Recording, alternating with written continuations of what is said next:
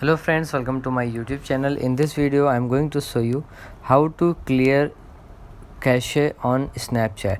So if you want to clear cache on Snapchat, what you have to do, first of all, just open your Snapchat app. So I am going to open my Snapchat app. If you haven't subscribed my channel, please subscribe my channel. Now here you will see at the top of your left side corner your profile pic. Click on it, and here you will see your the setting options. Just click on the setting options. Now here you have to scroll down and here you will see clear data.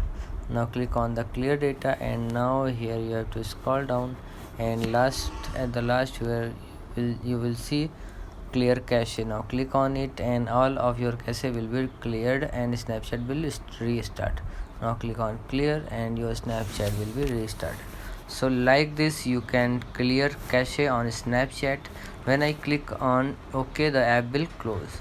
Okay, so like this you can clear cache on Snapchat. So if you like this video, please like my video and also subscribe my channel for more videos like this. Thanks for watching.